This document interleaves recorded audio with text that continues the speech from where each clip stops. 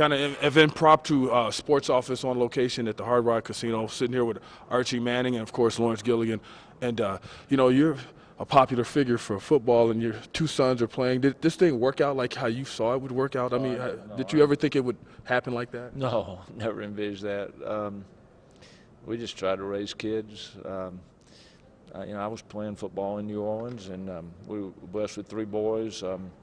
So, I mean, I didn't push them in sports, but I took them with me, and they were around, and they liked it. But they played a lot of baseball, a lot of basketball, played all sports and jumped around. But I never envisioned, them even playing college sports.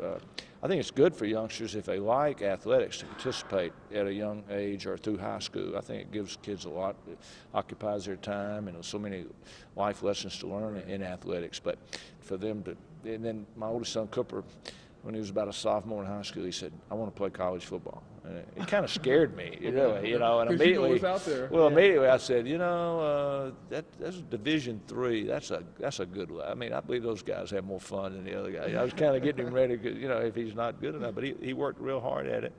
And then Peyton kind of followed suit, and Eli kind of came along, same thing. They worked real hard, I'm kind of glad that I stayed with my role and not pushing there and just supporting them.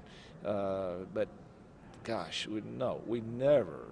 I mean, Olivia and I still sometimes just kind of pinch ourselves. We're saying, there's 2 Super Bowls and back-to-back MVP in Super Bowl. I mean, we just said, what in the world is going on?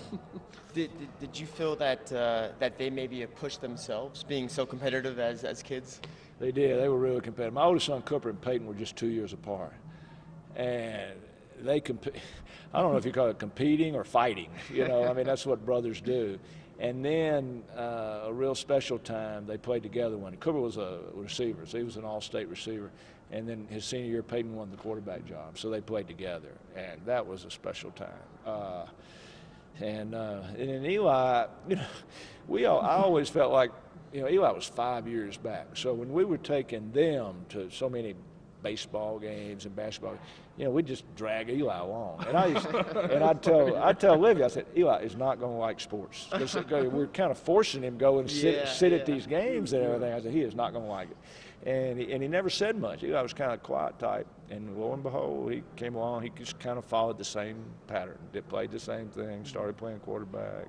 So, all this, sometimes Olivia and I just kind of look at each other and say, can you believe this? How tough has the injury been on the family? Like with Peyton get the vertebrae fused and stuff like that. I mean, how tough has that been? Well, he's handled it good, so that's made it easier on us. If he was all down all the time or just being ornery and mean or something, but he's really had a good attitude. I think Peyton looks back and kind of appreciates the years that he had and that he was healthy and all the success that he had, and said the good Lord kind of blessed him. And so this happened. He's not the first guy to get hurt. He's not the first guy to miss a year. He's had a good attitude about it. Now he wants to play some more, and he's going to work hard to get back. So the hardest thing on the family is to watch the Colts lose. I love Reggie Wayne. I love Dallas Clark. I love so many of his teammates, and for them to normally win 12 games a year, to lose all these games, I just feel so. I mean, I went through that. I know some of the teams I played for, so I know what they're going through, and that's not the fun side of football. You see him on the sidelines, and he's so frustrated all the time because obviously they're not winning. But what does that tell you, let alone as someone that I guess you mentored, seeing how his mentality is? Well, I think he wishes he could do more. I think as a player, he felt like he can do something when things are tough out there, and as kind of a sideline coach, if you will. I mean, he's trying to help his friends, his young quarterbacks, but I think at the same time, he kind of feels helpless. I don't know if you saw it or not. I've been involved with this coach search up at Ole Miss, so some people were emailing me, said, Ole Miss ought to hire Peyton as a coach. And I mentioned it to him. I just said, people are saying we ought to hire you as a coach. He said, have you checked my record? I'm 0-13 as an assistant with the Colts this year. So I think he's seen a little different side of it this year. And when you guys go and see them play against one another, I mean, what happens then? Do you wear one jersey and your wife wear another one? No, I don't really do jerseys. I'm kind of a cap guy. Only your own jersey. Yeah, that night. Fortunately, because they're in separate conferences, they haven't played but twice. And so they played once in New York, once in Indy. It's not a fun time for us. And everybody, the boys have handled it real well. They don't like it. They're really close. And so they don't like that build up, and they've done a good job of not making it like an individual thing that it is to still the Colts and the Giants, and but I'm glad that it doesn't happen twice a year. Yeah. What are your thoughts on the national title game? Having two SEC teams in there versus maybe an Oklahoma State coming in, or do you like that rematch of Bama LSU? Well, I do. I think they're the two best teams. I love Oklahoma State. I love Brandon Whedon. We know him. He comes to our camp. What a great year he's had. I love Mike Gundy. But these two teams are, I'm an SEC guy. I live down in that part of the country play, but I'm just telling you, these are the two best teams in the country.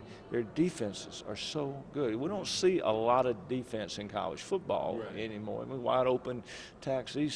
Both these teams have recruited extremely well, have a lot of athletes, and that 9-6 game in Tuscaloosa was a classic. That was kind of games you used to see back, 100 years ago when I played. That was a classic. And I'm not sure this rematch is really fair to LSU, but it is what it is. And I think, with all the practice time they'll have, I think we'll see maybe a touchdown or two maybe in this game. It'll be a great game. These two teams are evenly matched. It'll be a great game. We're excited to have it in New Orleans. Well, they're giving me a hard rap over there. I know you're wanted, your services. You're here at the New Mexico Bowl. Archie Manning, of course, legendary quarterback from the past. And one more thing here as far as New Mexico as a football program. I don't know if you know much about it, but it's been a program that has been down just the last couple of years. And how hard is it to bring back a program when it goes that far? Well, I have a theory on that. I think it's hard to build a program. I think you're looking at, usually 4 or 5 years to build a program. It doesn't take but about 2 to tear one down, and things can just fall on in. I've at my alma mater, Ole Miss, we've kind of been through that. We've had 2 really tough years, and we're starting over. But I will say this: I was excited when I read Bob Davies was getting back in coaching. Known him a long time. Good football coach. I'm sure he'll put together a good staff, and I guarantee you, being out, he's very good at what he was doing. He's very good at broadcasting, but I guarantee you he is excited about getting back, and this is a great part of the country. I'm going to predict good things. He'll do a great job. All right, thanks a lot. Archie Manning here, Lawrence Gilligan on my side, and we'll see you next time.